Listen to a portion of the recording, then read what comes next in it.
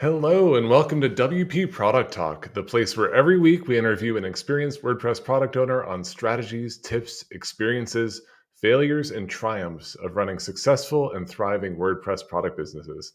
I am Zach Katz, founder of Trusted Login and Gravity Kit. And I'm Katie Keith, CEO and co-founder at Barn2 Plugins. And today's topic is podcasting as a marketing tool for WordPress product businesses. And this is a great topic because it is a real marketing tool that you can use, and yet a big proportion of product owners aren't doing anything with it yet. So let's talk about it.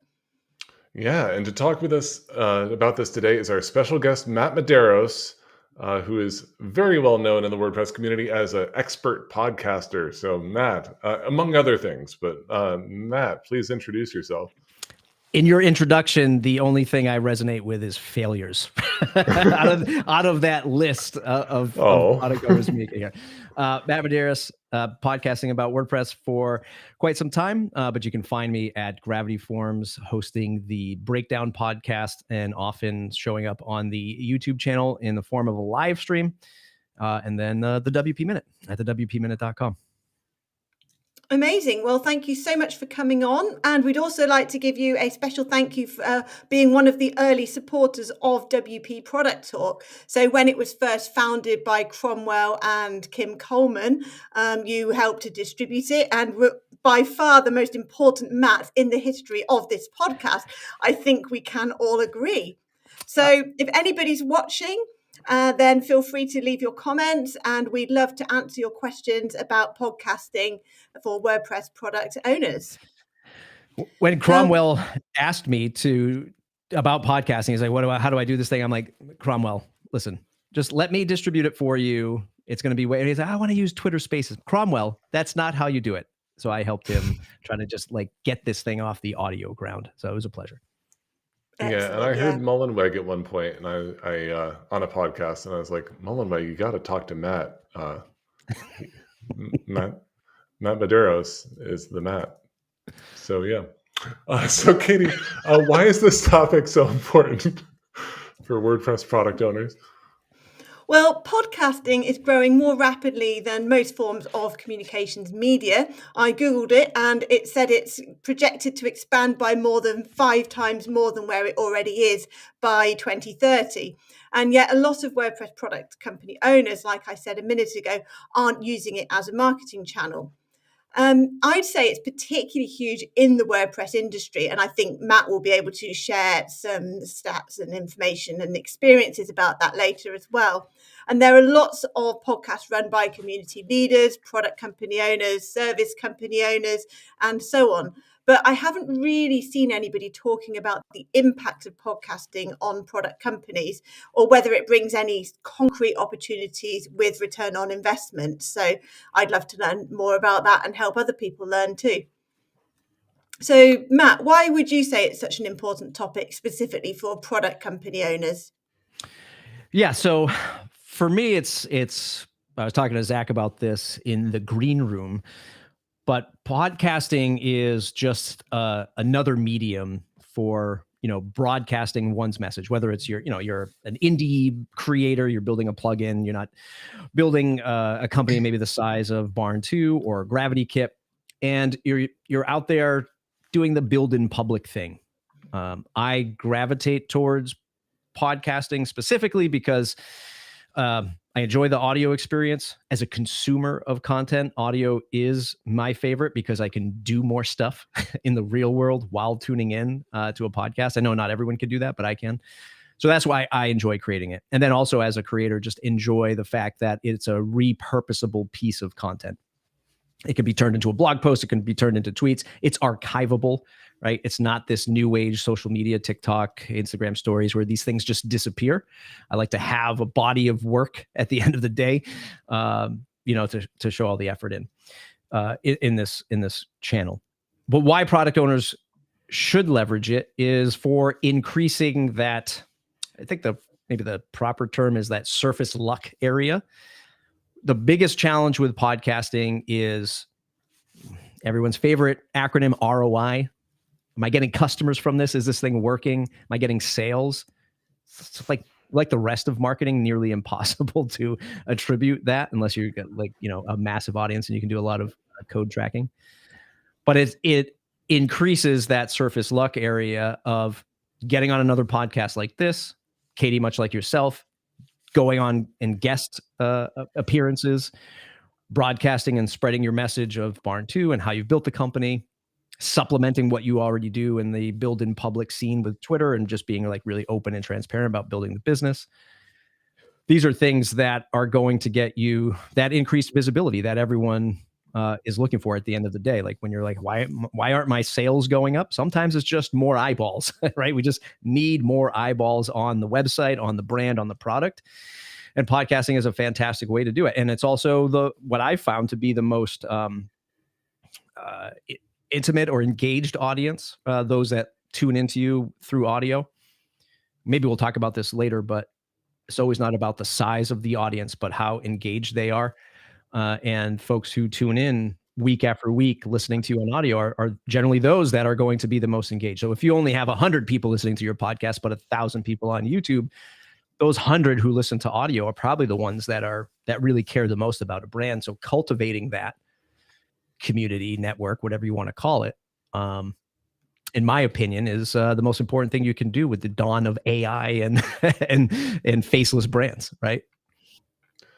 So when you were coming up with your concept for the Gravity Forms Breakdown podcast, how should product owners think of topics for their podcast, or like what their podcast should be about and focus on? It's a good question. So the Breakdown has been one of the more challenging podcasts that I've produced. I've often taken the easy route with air quotes, of doing an interview show, find a guest, talk to them, record it, and maybe do a little bit of editing, intro, outro, and you're done. Where Breakdown, because we have, and we'll talk about this too, there's a lot of competition in the WordPress space, myself included, right? If I joined Gravity Forms and they're like, hey, they're hiring Matt, he's going to run a podcast. It's like, I already listened to Matt on 7,000 other podcasts. I don't need to listen to There's a lot of competition from Matt. Yeah. Yeah. Right. Like I don't need another WordPress podcast specifically hosted by Matt. So I tried to turn, it's a variety show where it's aimed at the Gravity Forms customer. Like here's the updates. First of all, let me zoom out. It's short form-ish, 20 to 30 minutes tops. And twice a month. It only comes out every 2 weeks, twice a month. So it's not this, I think what a lot of product owners might do is they might fall into the trap of like, oh, I got to do this podcast thing. Everyone says do it weekly. I'm just going to pump out content. And then you literally burn out, and then you burn out of content, and then you burn out your audience. So I immediately went in saying, we're not going to do it weekly. We'll do it twice a month. It'll be a variety show where it's at the top of the show where you get the most listenership. It's going to be the Gravity Forms stuff, events, updates, releases, patches, new add-ons released, et cetera, et cetera. And then we'll go into a mix of behind the scenes, 2 other segments, behind the scenes at Gravity Forms, interviewing somebody from the team, bring that human side out of the brand. And because Gravity Forms has been around forever, there's people that have worked at the company for over 10 years. So there's a lot of folks from behind the scenes that have been working with the community for years, and I want to bring that voice out. And then bringing in folks from around the Gravity Forms ecosystem to talk about what they're doing with Gravity Forms, either as an end user or like yourself, Zach, as a certified developer or somebody creating and augmenting the Gravity Forms software. So it's a variety show, and it's been pretty challenging to just like keep that mix creatively. And while I'm enjoying it, and the folks that tune in enjoy it, that's the way I approach it. There's you can go the interview route, which is the standard way of doing it. But as somebody who's been doing it forever, I wanted to push that boundary. But also be aware that there's a lot of competition in the WordPress space. So I have to do something different in order to make this stand out. I think that answered your question. Maybe. Yeah. And, that sounds like a lot of work, and more than probably what somebody who's just getting started for the first time with their podcast is probably going to take on. Can you talk a little bit about how much, when you say have a podcast, What does that entail? How much work are we looking at? And you also mentioned repurposable content. Like, can you talk about that a little bit more as well? Yeah. So I'll do what every coach says to somebody joining the gym in January after the holiday season, to your podcast coach, to your business coach, is what's the goal? And what's the outcome that you're looking for? And with podcasting, you just have to ask yourself, what's your goal? If it's just, hey, I want to grow our existing marketing audience, it's going to be pretty tough with a podcast, right? Podcast takes time. There's not this massive distribution channel like YouTube, or a silo of content like Facebook or Twitter algorithm. It's very difficult. It's rolling up your sleeves and promoting yourself and doing organic outreach and organic content. So it takes a while. So you have to understand like what that goal is and what it means to you. If it's like a creative outlet, perfect. But don't be upset when you start to track numbers later on. And then when you start to get into it, you want to set it up so that you're creatively inspired and that you have some understanding of your audience.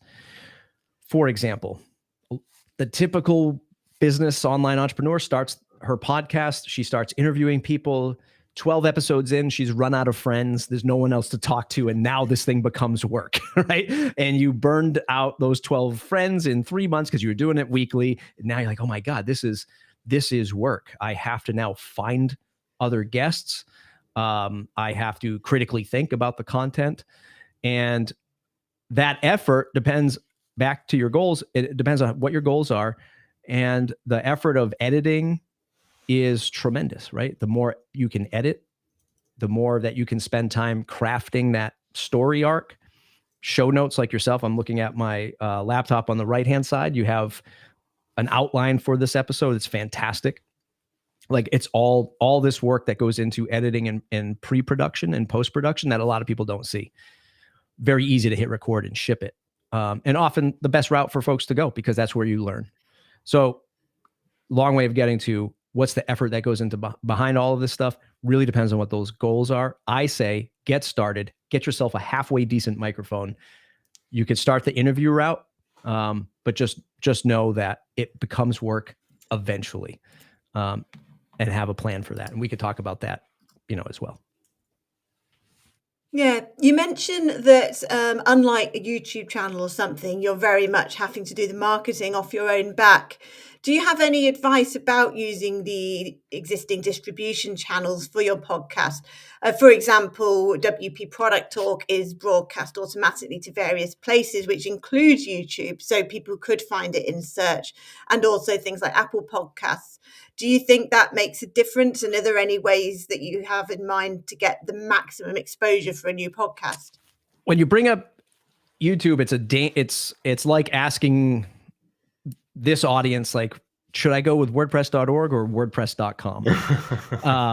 Or Wix versus WordPress, because I won't go too deep into this because I could talk about this forever. I'm drawn to podcasting as much as I'm drawn to WordPress because of the open source nature of podcasting is very much the same as WordPress. You have an RSS feed. It's your content. You can distribute it anywhere you want. Platforms like Apple, Spotify, and Google are trying to do what they're trying to do with our content, is silo it into their environments, right? Neither of those platforms have really helped with distribution as much as YouTube is about to. So Google has recently killed off Google Podcasts, the app, the ecosystem, everything. So Android phones a year from now won't have a default podcast app like they have now. They're going to have YouTube Music, right? That's where Google wants to go.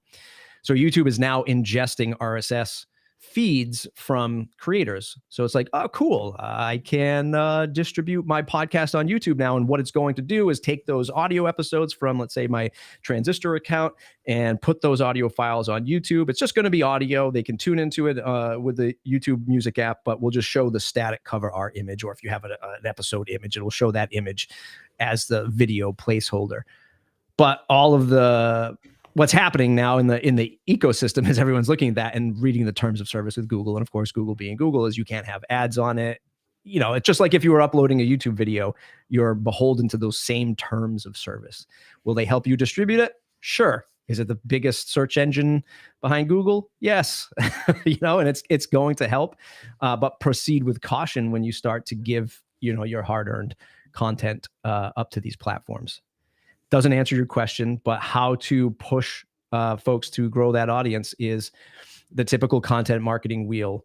Create the podcast, create the blog post that goes with it, have a newsletter, sign up so that folks can sign up for it, and try to repurpose as much of that content as possible. Creating audiograms, putting out social posts.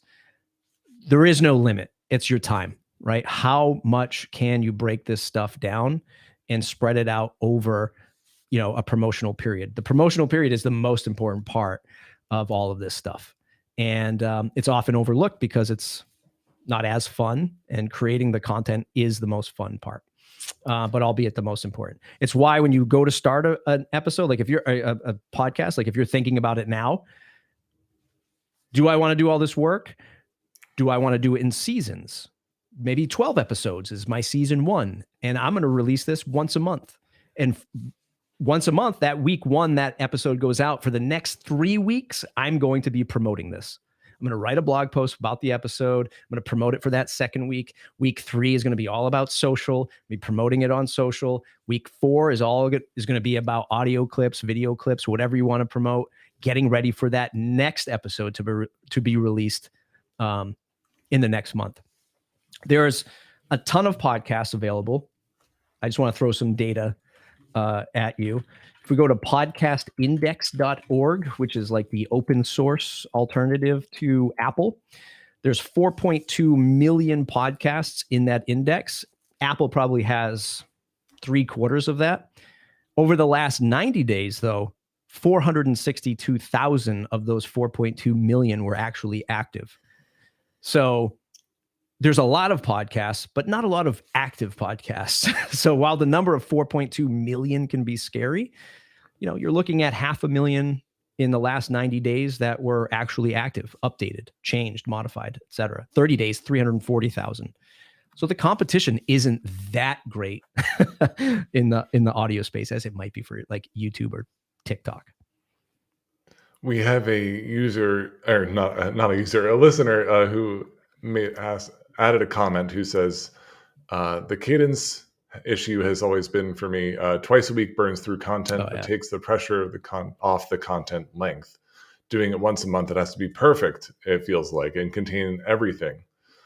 Where do you find striking that balance? How do you like to break down episodes into bite-sized pieces, and like talk to us about some length? Like, Yeah. In a previous life, I worked in the audio and podcast industry. It helped a lot of folks start their podcasts. The great thing about podcasting is there are no rules. The bad thing about podcasting is there's no rules.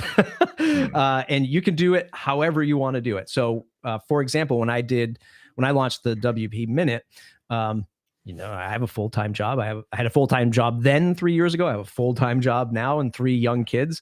And I was like, I want to launch something about WordPress news, but I don't have the time for this. So I'm just going to make it a 5-minute show. Who's going to stop me? Just a 5-minute show. That sounds right. Easy, Matt. Right. Just a 5-minute show. And in my head, I was like, oh, this is going to be great. It's not going to take a lot of time. And logistically, it doesn't. All the things around it take the time. You know, when I used to consult folks with podcasting, your average 30 to 45 minute podcast could take you 8 hours, like from start to finish, like scheduling folks, outreach, research, writing, recording, editing, publishing, promoting. That's for one episode could be a total time of like 8 hours. So are you prepared for that? So you can shape a podcast episode length or your publishing cadence, however you see fit. I think the most important part is that you stay committed to whichever cadence that you launch with, right? So if you're telling folks it's a 5-minute show every week, you do 5 minutes every week. If it's twice a month like Gravity Forms, then it's twice a month. And you'll get requests to say like, you should do it less. Or in Gravity Forms, I get a lot of requests that I'd love this to be weekly, where you're putting out more content.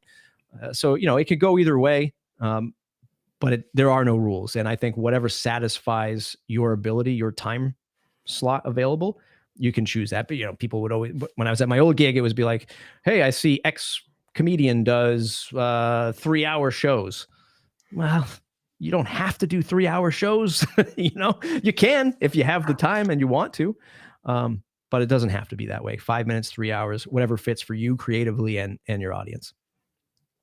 Part of what I feel is a risk when deciding whether to start a podcast is not just am I going to remain invested in releasing this on a cadence, but if I had my marketing person, for example, work on it, are they going to be around in 2 years to continue maintaining this? And what happens if there's a turnover that changes the person in charge of the podcast? Is that a consideration that businesses should think about? It's a fantastic question. So in the past, I've purchased podcasts, this at my old job, purchased podcasts as branded content, right? So it's purchase a show, it's now branded by the company. So let's say Gravity Kit buys a podcast. It's now owned by Gravity Kit, and it's, podcast name presented by Gravity Kit, or however. Yeah, MailChimp does this, and some other businesses as well. A lot of big brands, Whole Foods does this. REI has like a ton of shows.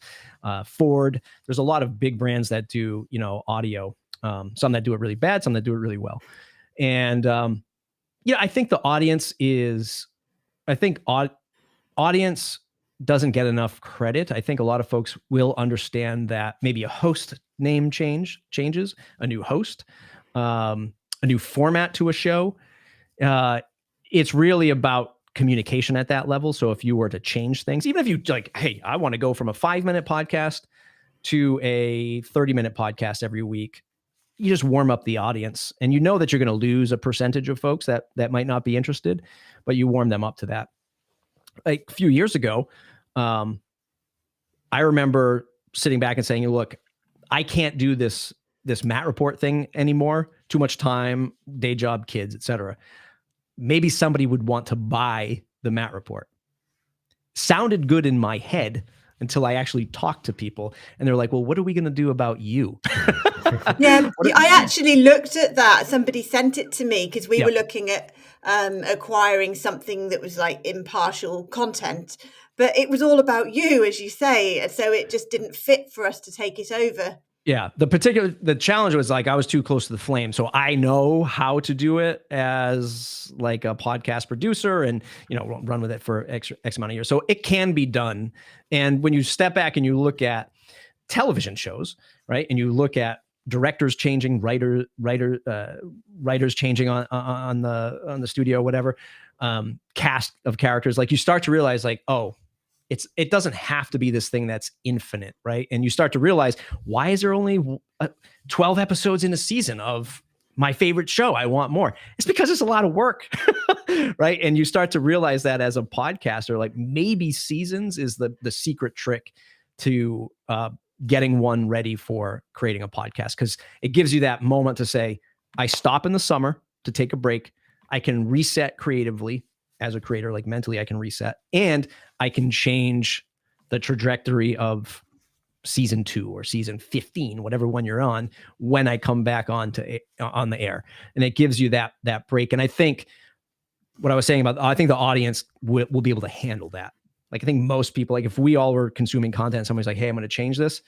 Well, you're either going to stick around or you're not. And you have to just kind of like prep yourself as the podcast creator for that. But I think it can be done. That reminds me of Yoast came on about 6 months ago to talk about branding. And he was talking about how they had to do a project to de-Yoastify the company Yoast before it could be sold. And actually that has kind of worked, hasn't it? It is a thriving organization without him. So I suppose it's the same process. Yeah. But then the other option is like at WP Product Talk, we have 4 rotating co-hosts. It's not dependent on any one person, even Cromwell, for example. Right. And so Yeah. It's Cromwell being the different. easiest to replace, I think, in most With cases. any Matt, really. Yeah. Well, it's interesting that you mentioned the Matt report and how much work that was for you, because we have a segment of the show called Story Time, and I think I'd like to say that I listened to the Matt report while I was developing Gravity View, and while I was creating Gravity View with Luis. It was an inspiration to me as listening to back episodes and just hearing all these wonderful WordPress people interviews, and not knowing you personally at the time, your voice became synonymous with WordPress professionalism. So I thank you for doing the Matt report and kind of spurring me on. And it was mid-July in 2014. I was listening to episode after episode while I was developing and working on it, and here we are all together. So thanks for the inspiration. And that's kind of the power of podcasting, as a voice in someone's ear saying you can do this too, or here's how to do this. And that's part of why Medeiros, you're here today, but also Cromwell. That's part of why Cromwell started this podcast, is because he wanted to have that conversation and help people who are just starting out their product businesses to make that leap. So podcasts are powerful, and I think that's one of the reasons why it's an important topic that people consider as a marketing avenue. Bob So, Dunn. Matt, do you? Oh, sorry. Yeah, please. I was going to say, Bob Dunn has said that, because at one point I encouraged him to do a podcast. Birgit Polyhack from Gutenberg Times has said that I was a catalyst to podcasting. Carrie Dills, when she was on the airwaves, said it.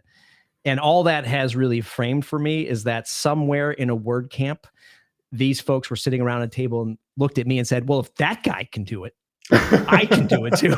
Right. So that's how I have perceived this, but thanks for your words of encouragement. And Matt, do you have a story about podcasting in your life or professional career? Yeah. So real quick, like the genesis of the Matt report was when I was starting my studio at the time. Locally to me is close to me is Providence, Rhode Island. And we had a really active WordCamp with some pretty heavy hitters, Jake Goldman, Jay Tripp, Jesse Friedman, Jeff Galinsky, John DeRoges, myself. There was a lot of folks that are really prominent in the WordPress space today that used to be all local here. And when I started the agency, I saw how fast like Jake Goldman was building his business. And I was like, how do I do that too? How do I get all these big WordPress clients? And this is, years and years ago, before he even started 10up. It was just on the cusp of starting 10up. And I just noticed and saw really early on how powerful the connecting with the community is, whether it's WordPress or, whatever other community you might be a part of online or in real life.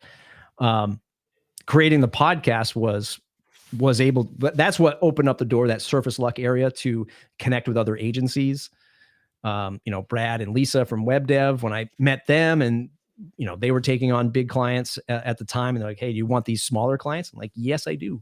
Like, I don't have a pipeline like you all do. I'll take your smaller clients that you don't want. And that's what helped build the business in the early days, and then leverage the podcast later on to, land a bigger client. So it was a sales tool, later on, once we built up the portfolio and the body of work, and podcasting, as long as you don't give up, it can really open the doors to tons of opportunity. That's impossible for me to track, but it's a fantastic surface luck area tool. I don't know where I heard that phrase, but I should look it up. Yeah. What is surface luck? I think surface luck, the way that I define it, is a lot of us get lucky in business, and there's no blueprint to get lucky. So you just create a larger surface area that hopefully you can get lucky somewhere around here, right? And podcasting allows you to do that. Folks are listening to it. Your guest you're guest hosting, you're publishing others. And I think a lot of people, the dirty secret to podcasting that a lot of people won't admit is, even if you don't listen to someone's podcast and you know they're a podcaster, you automatically like the effort that goes into it. So you're like, oh, she's a podcaster and I trust her on that topic, even if I don't listen to a podcast, because she's I know an authority automatically. She's an authority automatically. 100 episodes in, I trust you. You're still doing it. You haven't given up. You're in. Come on in. And that's the thing with podcasting. That's amazing. And that happened locally. I used to run a local podcast. And at the co-working space that I was in, I was like 2 episodes in, walked into a coffee shop around here somewhere, and somebody's like, oh, you're the guy that I listened to on that podcast. And I'm like, and in my head, I'm like, you're listening to the Matt Report? Like, I'm like, oh yeah, like, you like WordPress? And they're like, what, WordPress? Like, no, like, you do the South Coast FM podcast? I'm like, how did that happen? Like, how did that happen so fast?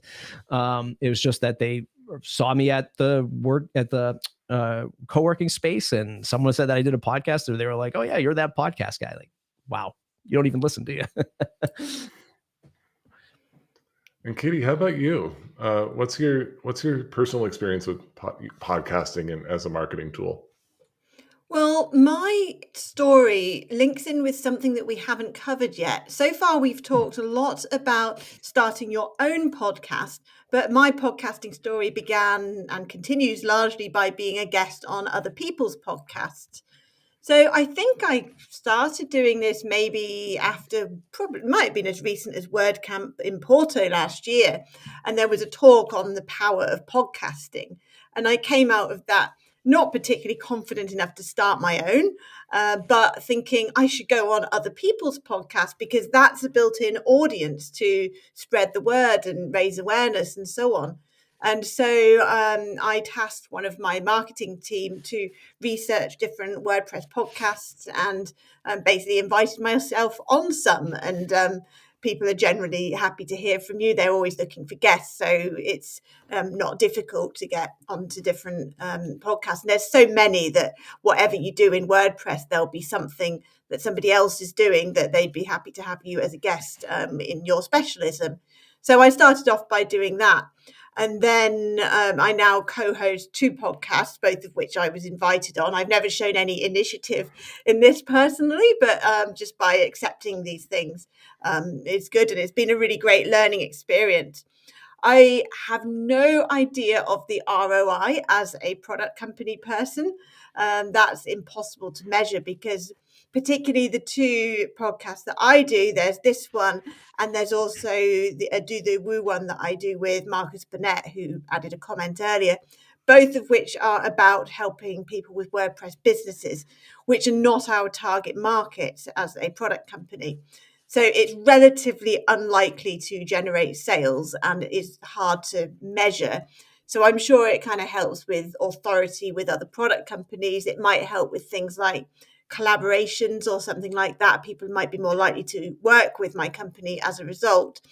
But I very much doubt it has much or any impact in direct sales. But then with the Gravity Forms one, for example, that you do, Matt, then that's very different, because that's aimed at your customers. So maybe people should think a bit more widely than me about what podcast they do and who their target audience is. But I'm enjoying what I'm doing, and I'm learning every week. I get actionable ideas on things I can implement in my own business. So that's a good experience, regardless of whether it generates sales directly. Yeah. I from the business side of it, like if you're a person who doesn't do much social, you don't do YouTube, Instagram, you don't do podcasting, I think if you're going to do one of those and you want to kind of break into a space or a market, appearing on a podcast is a fantastic way to go about it. And it's just about, like I said before, it's about being yourself, connecting with other humans, and sharing those stories, right? So long as that's what the host of that podcast is looking for, and you have like some value you can bring to that host and their audience, it's a fantastic way. And I think more people should be, thinking about it like you did, Katie, and thinking about doing it well, right? Like not just doing it for the sake of doing it, dust off their hands and like move on, but like actually care about what they're doing because they're sharing the story with 100 people, 10,000 people, a million people, depends on the size of the audience. And it is a fantastic way. And it's about just like broadcasting and telling that story, why you got into business in the first place, right? Like when you're building websites back in the day and the most critical page with your client was the about page, and they looked at you and they said, I don't know what to write. And you're looking at them like, it's the about page. It's about you. Like you have to write it. And, I don't know why I do this. Why did you get into business? Like tell that story. Like what's happening here, right? These are critical components, the humanity side, the experience side, before like the robots just do it all for us soon. So what about, and whenever I think about podcasts for our customers, there's so many things that we could do that Gravity Forms podcast already is doing and doing probably better than we would. So what do you suggest for things like a changelog type of podcast where we talk about the new features? And does that bring enough value? Like, what is the lowest bar for creating interesting content for people that doesn't require, reinventing some sort of format or creating some sort of format that is interesting beyond, like, I want to converse about all our new features more than we do on our changelog and in a different format than our blog posts. Would a podcast be a good way to do that, for example? I think what you'll find is if you can build a workflow that isn't like taking up all your time to do something like that, you should absolutely do it and absolutely test it. Knowing the fact that, and just look at it objectively, say, how many of my customers are actually going to want this content? And try it, test it, survey against it, right? So if I think it's I'm using Gravity Kit to survey Gravity Forms and Gravity Kit to display survey results for the Breakdown podcasts form with 3ms.wtf/survey.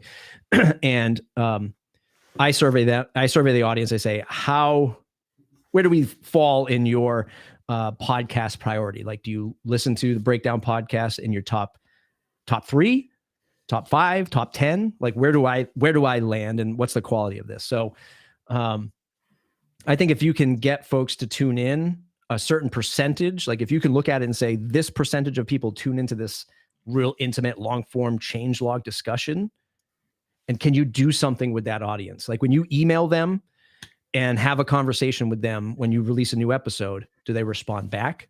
Are they taking a survey and telling you that they like this or not? Like, how actionable is that audience?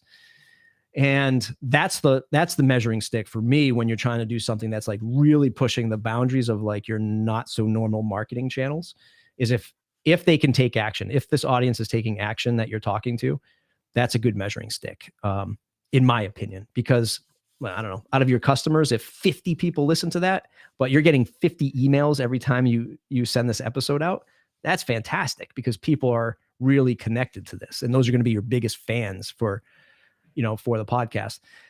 I would also say, and I have plans for this, I won't divulge them entirely here. Ooh, juicy. But it doesn't have, it doesn't have to be like, the content doesn't have to be the product, right? Not to say that yours isn't, and probably wouldn't, because I know you push the boundaries of creativity with marketing too, but it doesn't have to be like, here's the updates of Gravity Forms. God, I hope this audience wants this, right? And, I fall into that too. Like, as a marketing channel, you look at it and you say, but I need to get this message out. Yes. But I'm going to put it up against 2 unique segments that I think are really interesting for the audience. But it doesn't have to even be about the product itself. Like Chris Badgett could probably do a podcast on hiking, dog sled racing, right? I would listen to that. Yeah. Right. Brought to you by Lifter Element. I would listen to a podcast of him just walking from his house to his office, which is probably only like 50 yards. But I would just like the thoughts that goes through that kid's head when he's walking from the house to that office must be tremendous. It's just shovel snow and everything.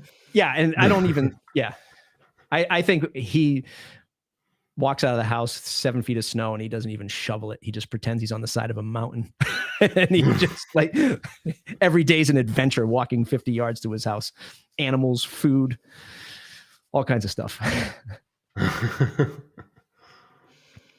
So we haven't really defined what a podcast is. And the reason I say that is because my thought in response to Zach's question about the changelog side of things is maybe more of like a live Q&A or something with customers might be more what the customer would want, where because with podcasts you can engage, but it's not necessarily the direct point of it, whereas maybe customers would want a more interactive session. But then is that a podcast? What is a podcast? What's the difference? Well, again, welcome to the podcast industry. Very similar to, do you capitalize the P in WordPress? That's what is not under dispute. That's what this question is. So there's a lot of folks that would argue that any form of content that can be turned into audio, so a standard YouTube video or a recording of a webinar, or if you can listen to it on any platform, more specifically. So technically, the way that I perceive a podcast is the audio that's distributed through an RSS feed that is openly distributed. In other words, you can tune into it wherever you want, however you want, so long as it accepts an RSS feed, and you can search for it, follow it, and hit play and listen to it. The other argument is, well, YouTubers, right? Especially these days, everyone says, oh, I have a podcast on YouTube, but it's actually a video show. And there's no RSS feed, right? You can't search for it and find it, but they call it a podcast because they're talking interview style, but on video, only available on YouTube. To me, that's not a podcast. I'm not offended that you didn't capitalize the P, but to me, it's not something that I can take with me on the go and listen to it on any device, right? It's just a YouTube video. So that's the challenge. So for me anyway, a podcast, as long as it's being distributed over RSS, I can subscribe to it anywhere. I don't really care about like the content, but technically, is that portable and can I find it anywhere?